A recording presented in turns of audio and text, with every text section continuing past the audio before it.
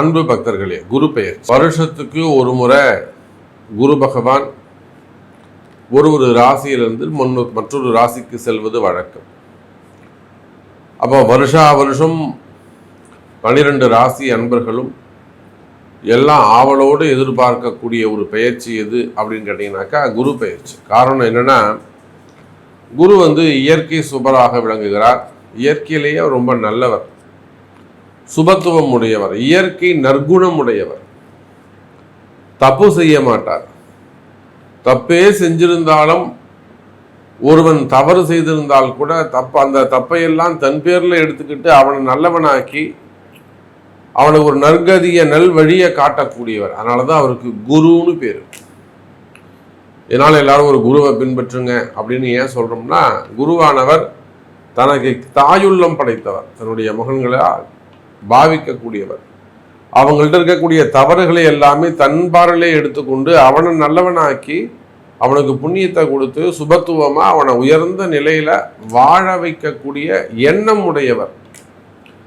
அப்போ யாராக இருந்தாலும் இந்த குரு இதேன்னு ஒரு சப்போர்ட் பண்ணாருன்னா, எப்பேற்பட்ட கஷ்டமும் உங்களுக்கு இருக்கக்கூடிய எப்படிப்பட்ட கஷ்டமும் உடனடியாக நிவர்த்தியாகும். இல்லை பெரிய சிக்கலில் இருந்தாலுமே கூட, பெரிய பிரச்சனைகளில் போய் மாட்டிக்கிட்டு இருக்கீங்க, பெரிய சிக்கலில் போய் மாட்டிக்கிட்டு இருக்கீங்க, எப்படியாவது இதை விட்டு வெளியில் வந்தால் போகிறோம், இல்லை இதுக்கு எதாவது ஒன்று நாம் செய்யணும், ஏதாவது ஒன்று செஞ்சு கண்டிப்பாக நாம் இதை யாருன்னு காட்டணும் அப்படின்னு ஒரு சிக்கலில் மாட்டிக்கிறது, சிக்கலில் மாட்டி தவிக்கிறது, பிரச்சனையில் போய் மாட்டிக்கிறது, எதுவும் செய்ய முடியாமல் அப்படியே மனசுக்குள்ள புழுக்கமாக இருக்கிறது, வேதனையாக இருக்கிறது, வலியாக இருக்கிறது, இதுக்கெல்லாம் அந்த குரு நினைப்பாரே ஆனால், பார்ப்பாரே ஆனால் இமீடியட் சொல்யூஷன், உடனடியாக அது எப்படியாவது உங்களை நான் கைப்பிடிச்சி மேலே ஆக்ஷன் விட்டுருவார்.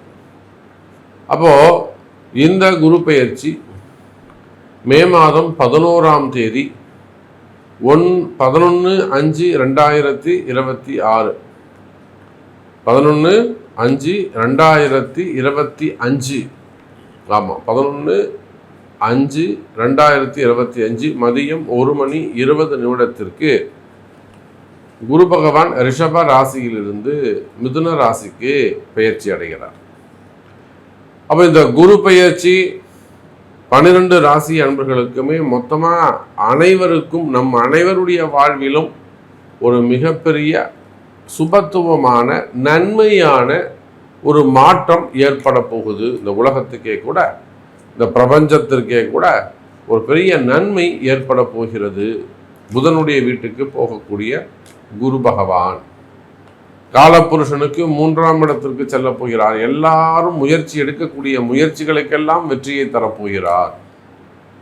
ஒரு முக்கியமான செய்தி என்னன்னு கேட்டீங்கன்னாக்கா, உலகம் முழுவதும் வாழக்கூடிய அன்பு பக்தர்களே, உங்களுடைய பிரச்சனைகள் எதுவாக இருந்தாலுமே கூட இந்த குரு பெயர்ச்சிக்காக ஒரு குரு பெயர்ச்சி யாகம், குரு பெயர்ச்சி பரிகார ஹோமம் ஒன்று நடைபெறுகிறது. அந்த பரிகார ஹோமத்தில் நீங்களும் பங்கு பெறலாம். சிறிய தொகை. உலகம் முழுவதும் வாழக்கூடிய அன்பு பக்தர்கள் இந்த குரு பெயர்ச்சியால் ஒரு நன்மை நடக்கணும், எனக்கு இது நடக்கணும் சாமி, பதவி வேணும், அல்லது பட்டம் வேணும், வேலை வேணும், அந்தஸ்து வேணும், ப்ரமோஷன் வேணும், அல்லது ஃபேமிலி சப்ஜெக்டு, மேரேஜ் சப்ஜெக்டு, அல்லது வம்ச அபிவிருத்தி, குழந்தை பாக்கியம், திருமணம், அல்லது பிஸ்னஸ் ரிலேட்டடாக கடன் சுமைகள், கடன் பிரச்சனைகள், ஃபண்டு டிமாண்டு, வீண்பழி அவமானங்கள், வம்பு வழக்கு, அப்போ எந்த மாதிரியான ட்ரபுள்ஸ் இருந்தாலுமே கூட ஒரு பிரார்த்தனை செய்து இந்த யாகத்தில் நீங்கள் கலந்து கொள்வீர்களே ஆனால், நீங்கள் நேரில் வரணுன்ற அவசியம் கிடையாது. சங்கல்பம் செய்து வீட்டுக்கே கூட பிரசாதம் அனுப்பி வைக்கப்படும். அப்போ தவறாமல் இந்த யாகத்தில் நீங்கள் எங்கிருந்தாலும் பங்கு பெறலாம். அப்போ இந்த குரு பெயர்ச்சி உலகம் முழுவதும் வாழக்கூடிய அத்தனை அன்பர்களுக்கும் மிக முக்கியமாக திகழ்கிறது. ஸோ ஒவ்வொரு ராசிக்கும் இந்த குரு பயிற்சி என்ன செய்யுது, குரு என்ன செய்ய போகிறார், உங்கள் ராசிக்கு எத்தனாம் பாவமாக அமைகிறார், உங்கள் ராசிக்கு எத்தனாவது பாவத்தில் போயிட்டு குரு உட்காராரு, அந்த குருவால் உங்களுக்கு எப்படியெல்லாம் நன்மைகள் நடக்க போகுது, இல்லை எந்தெந்த விதத்தில் நீங்கள் குருவிட்ட போய் நீங்கள் அவர்கிட்ட முறையிடலாம் அப்படிங்கிற ஃபுல் டீட்டெயிலை போய் பார்க்கலாம் வாருங்கள். அன்பார்ந்த ரிஷப ராசி நேயர்களே, இந்த நாள் முதல் உங்க வாழ்க்கையில் மிக சிறப்பான அற்புதமான நாள். நேற்று வரையிலும், அதாவது 11ஆம் தேதி காத்தால மதியானம் 1 மணி வரையிலுமே கூட ஒரு வனவாசம் போனதுக்கு சமமான நாள். அப்ப இந்த ஒரு வருஷம் ரிஷபராசிக்கு எப்படி இருந்திருக்கும், 24 to 25 எப்படி இருந்திருக்கும்னா, எல்லா விஷயத்திலும் ஒரு கட்டு போட்டா மாதிரி எனக்கு யாரோ ஏதோ செஞ்சிட்டாங்க சாமி. இதை பெரிய அரசியல் தலைவர்களும் சொல்லலாம், நமக்கு தெரிந்து கூட ஒரு முக்கியமான பொறுப்பில், தலைமை பொறுப்பில் அமைச்சராக இருக்கக்கூடிய ஒரு தலைமை பொறுப்பு முதல் நிலையில் இருக்கக்கூடிய ஒரு அரசியல் தலைவர் அவர்களுக்கு கூட ஜென்ம குருவால் வந்த வினை ஒரு 4 முறை தேவையில்லாம அவர் ஒரு சிக்கல்ல மாட்டிக்கிட்டார். ஒரு வாக்குவாதங்களை, வார்த்தைகளால, சம்பந்தமில்லாத வார்த்தைகளை பேசி சிக்கல்ல போய் மாட்டிக்கிட்டார். அப்போ அந்த மாதிரி உயர்ந்த நிலையில், உயர்ந்த பதவியில நீங்க இருந்தாலுமே கூட ரிஷபராசி என்பவர்களை நம்ம எத்தனையோ தொழிலதிபர்கள் பார்க்குறோம், பிஸ்னஸ்மேன் பார்க்குறோம், பெரிய பெரிய தொழில் செய்யக்கூடிய தொழில் குடும்பங்கள், ரெட்டியார்ஸ் பார்க்குறோம், ஒரு பெரிய ஃபேக்டரி வச்சு நடத்தக்கூடியவர்கள், இந்த பக்கம் திருப்பூர், கோயம்புத்தூர் சைடில் பண்ணை வீடுகள் வச்சு நடத்தக்கூடியவங்க, பெரிய பெரிய ஃபேக்ட்ரிஸ் வச்சு நடத்தக்கூடியவங்க, இப்படி மேலே குன்னூர் போட்டிங்கன்னா எஸ்டேட்ஸ்லாம் வச்சு நடத்தக்கூடியவர்கள். அப்போ இந்த மாதிரி பெரிய பெரிய தொழிலதிபர்கள் கூட, முதலாளிகள் கூட ரிஷபராசி அன்பர்களாக இருப்பார்களே. ஆனால் அவங்கெல்லாம் குடும்பத்திலேயோ வெளியில சொசைட்டிலேயோ ஏதேனும் ஒரு இடத்துல ஒரு வீண்பிழி அவமானங்கள், ஒரு தலைகுனிவை சந்திக்கிறார்கள். காரணம், ஜென்ம குரு கொடுத்த காசு வராம இருக்கிறது, நம்பிக்கையாக செய்த முதலீடுகள் எல்லாம் போய் சிக்கல்ல மாட்டிக்கிறது, சம்பந்தமே இல்லாம எந்த முன்னேற்றமும் இல்லாம இருப்பது. ரிஷபராசிக்கு என்ன இருக்கு? எந்த முன்னேற்றமும் இல்லை சாமி. அப்படியே கிணத்துல போட்ட கல்லு மாதிரி 2 வருஷமா 3 வருஷமா ஒரே இடத்துல இருந்துட்டு இருக்கேன். எனக்கு கிடைக்க வேண்டிய வாய்ப்புகள் கை நழுவி போகுது, இந்த வருஷமாவது எனக்கு கிடைக்குமா? இப்படியெல்லாம் எதிர்பார்த்து காத்திருக்கு. எந்த வேலையுமே நடக்கல, எந்த வேலையுமே அசைய கூட இல்லை சாமி. அப்படியே கிணத்துல போட்ட கல்லு மாதிரி உட்காந்துக்கிட்டு இருக்கு. ஒரு இம்ப்ரூவ்மெண்ட் இல்லை. ஏதோ தப்பிச்சோம் பொழைச்சோம்னு வெளியில வந்துட்ட சாமி. பாருங்க, ரிஷபராசி எப்படிலாம் நாம் அதை டைவர்ட் பண்ணி சொல்றோம், தனித்தனியா சொல்றோம். ஏதோ தப்பிச்சா போறோம்னு வெளியில வந்துட்ட சாமி, ஓடி வந்துட்ட சாமி, இப்படியெல்லாம் விதவிதமா சொல்லக்கூடிய ரிஷபராசி நேயர்கள். அப்போ பாருங்க, அவங்களுக்கு எவ்வளோ சிரமங்கள் இருந்திருக்கு. வேலையில, தொழிலில், பிஸ்னஸில், ஜாப்ல, உள்நாடாக இருக்கட்டும், வெளிநாடாக இருக்கட்டும்.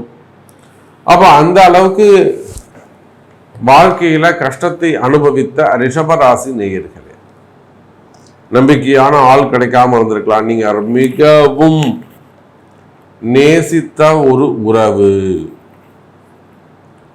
இவங்க தான் நமக்கு எல்லாம் அப்படின்னு நினைச்சவங்க கூட உங்களை ஏமாற்றம் அடைய செய்திருப்பார்கள் ரிஷபராசி நேயர்களே.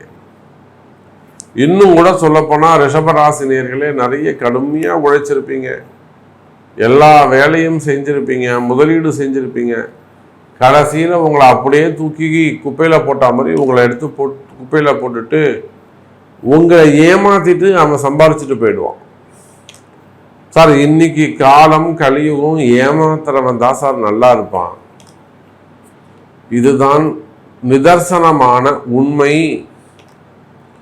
ஒருத்தரை நம்ப வச்சு ஏமாத்துறவன் தான் இன்னைக்கு கொடி கட்டி பறக்கிறான். கால நேரம் கிரகம் அப்படி இருக்கு. அவன் என்ன வாழ்ந்துட போறான், அவன் பின்னாடி பதில் சொல்லணும், கஷ்டப்படுவான், எல்லாம் ஓகே. அதனால நமக்கு என்ன புண்ணியம்? அவன் கஷ்டப்படுறான், நல்லா இருக்கான், நம்ம ஏமாந்துல போயிட்டோம். நமக்கு அது தேவையில்லை. அவன் நல்லா இருந்தா நல்லா இருந்துட்டு போறான், ஏமாந்தா ஏமாந்துட்டு போறான், நமக்கு என்ன வந்தது? நம்மளுடைய உழைப்பல்லவா அங்க வீணா போச்சு, எதிர்காலம் வாழ்க்கை போச்சு அப்படின்னு இந்த மாதிரி புலம்பக்கூடிய ரிஷபராசி நேயர்களே, அந்த மாதிரியான ஏமாற்றங்கள் இருக்குமேயானால் அதை எல்லாத்துக்குமே கூட சரியான பிராயச்சித்தங்கள் பரிகாரங்கள் செய்வீர்களே ஆனால், வழிபாடுகள் செய்வீர்களே ஆனால், அறிந்து செய்வீர்களே ஆனால், நீங்க என்ன செய்யணும், நீங்க எந்த கோவிலுக்கு போகணும், என்ன மாதிரியான வழிபாடுகள் செய்யணும் என்பதை அறிந்து செய்வீர்களே ஆனால் நிச்சயமா அந்த மாதிரியான மன கஷ்டங்கள், மன குழப்பங்கள், மனசுல இருக்கக்கூடிய பயம் விலகும், தெளிவு கிடைக்கும். ரிஷபராசி நேயர்களே, இன்னும் கூட ஒரு விஷயம் நான் சொல்றேன். பொதுவா உலகம் முழுவதும் வாழக்கூடிய ரிஷபராசி நேயர்களே, இந்த குரு பெயர்ச்சிக்காக ஒரு மிகப்பெரிய குரு பெயர்ச்சி பரிகார ஹோமம் நடைபெறுகிறது. முடிஞ்சா நீங்க உலகத்துல எங்க இருந்தாலும் நேர்ல வரணும்னு அவசியம் இல்லை, அந்த ஹோமத்துல பங்கு பெறுவது சிறப்பு. வேலை வாய்ப்புகள் சிறப்பானதாக இருக்கும். எனக்கு வேலை கிடைக்கல சாமி, ஏன்னா ஜென்ம குரு, எந்த வேலையுமே நடந்திருக்காது. அது உள்நாட்டு வேலையா இருக்கலாம், வெளிநாட்டு வேலையா இருக்கலாம், கவர்மெண்ட் ஜாபாக இருக்கலாம், பிரைவேட் ஜாபாக இருக்கலாம், காசு கட்டி ஏமாந்து இருக்கலாம், இல்லைன்னா எக்ஸாம் எழுதிட்டு ரிசல்ட் வராமல் இருக்கலாம். அப்போ வேலை வாய்ப்புகளை பொறுத்தவரையிலே ரிஷபராசி என்பர்களே புதிய வேலை வாய்ப்புகள் கிடைக்கும். இன்னும் சொல்ல போனா பணவரவு தனவரவு அதிகமானதாக இருக்கும். காசு பணம் சேரும். உங்களுடைய சேமிப்பு கணக்குகள் புதிதாக தொடங்குவதற்கு வாய்ப்புகள் உண்டு. சேவிங்ஸ் அதிகரிக்கும். இன்னும் சொல்ல போனா ரிஷப ராசி அன்பர்களே பணங்காசு வருமானம் அதிகரிக்கும். நேற்று வரையிலும் எனக்கு எந்த வருமானமும் இல்லை சாமி, இன்னைக்கு வரையிலுமே கூட வருமானம் இல்லை சாமி, வேலைக்கு போயிட்டு வந்துட்டேன், சம்பளம் கொடுக்காம இருக்காங்க, நான் இன்னும் 4 நாள் கழிச்சு வர சொல்லிருக்காங்க, அப்புறமா வாங்கிக்கோ, கையில காசு இல்லைன்னு சொல்லிட்டாங்க. பாருங்க, நீங்க வேலை செஞ்சுட்டு வந்து கூட அந்த உழைப்புக்கான ஊதியம் கூட இன்னும் கிடைக்கல, என் கால நேரம் அப்படி இருக்கு அப்படின்லாம் புலம்பக்கூடிய ரிஷப ராசி நேயர்களே, வருமானம் அதிகரிக்கும். தொழில் அமைப்புகள் சிறப்பானதாக இருக்கும். தொழில நல்ல முன்னேற்றங்கள் இருக்கும். ரிஷபராசி நேயர்களே, குறிப்பா கடன் சுமைகள், கடன் பிரச்சனைகள், வம்பு வழக்குகள், கடன் சுமைகள், கடன் பிரச்சனைகள் எல்லாம் கழுத்தை மீறி போயிடுச்சு சாமி, 30 கோடி 40 கோடி எல்லையை மீறி கடன் இருக்கு, இந்த மாதிரி எல்லாம் சொல்லக்கூடிய ரிஷபராசி நேயர்களே, இந்த குரு பெயர்ச்சியால் கடன் சுமை, கடன் பிரச்சனைகள் குறையும். கடன் பிரச்சனைகள் குறைஞ்சி நல்ல நிம்மதியான வாழ்க்கை வாழ்வதற்கான வாய்ப்புகள் உண்டு. வராத பணங்காசுகள் வந்து சேரும். வருமானம் அதிகரிக்கும். குறிப்பா பதவி உயர்வுகள் கிடைக்கும்.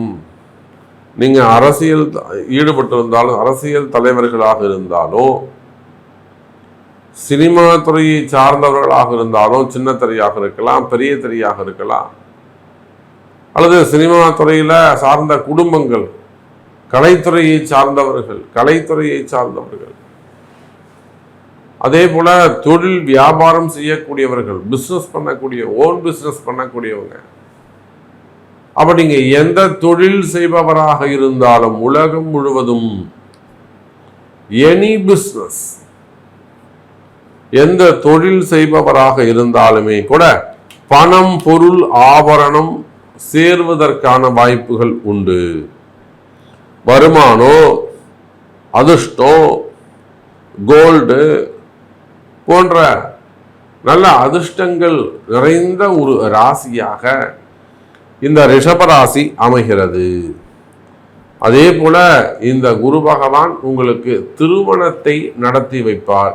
ரிஷப ராசி நேயர்களே, மெயினா பெண்கள், பொம்பளை பசங்க 40 வயசு, 38 வயசு, 36 வயசு, இன்னும் திருமணம் ஆகவில்லையா, முதல் திருமணம், 2வது திருமணம், ஒரு முறை உங்களுடைய பிறப்பு ஜாதகத்தை கொண்டு அதற்கு அங்கே இருக்கக்கூடிய தடைகளை விலக்குவீர்களே ஆனால் உடனடியாக திருமணம் நடைபெறும். திருமணத்துல நான் ஏமாந்துட்டேன் சாமி, மேரேஜ் லைஃப்ல நான் ஏமாந்துட்டேன், எனக்கு அடுத்த லைஃபாவது சிறப்பாக இருக்கணும், கவலையே வேண்டாம், நல்ல லைஃப் உங்களுக்கு தர முடியும், குருவால் முடியும். அப்போ ரிஷபராசினியர்களே, திருமண யோகங்கள், குழந்தை பாக்கியம், இதெல்லாம் கூட குரு உங்களுக்கு கொடுக்க போறாரு. அது எப்படி கொடுப்பார் அப்படிங்கிறத உங்க பிறப்பு ஜாதகத்துல தான் தெரியும். அப்போ ஒரு முறை உங்க பிறப்பு ஜாதகத்தை கொண்டு இந்த குரு பெயர்ச்சி உங்களுக்கு எப்படி இருக்கு, என்னெல்லாம் செய்ய போகுது என்பதை அறிந்து உங்களுடைய கேள்விகளை கொண்டு அதை தெரிந்து கொள்வீர்களே ஆனால் சிறப்பானதாக இருக்கும் என்பதை சொல்லிக்கொண்டு மீண்டும் வேறொரு அற்புதமான பதிவில் உங்களை சந்திக்கிறேன். நன்றி, நமச்சிவாயம். ஜெய் வராகி, ஜெய் ஜெய் வராகி.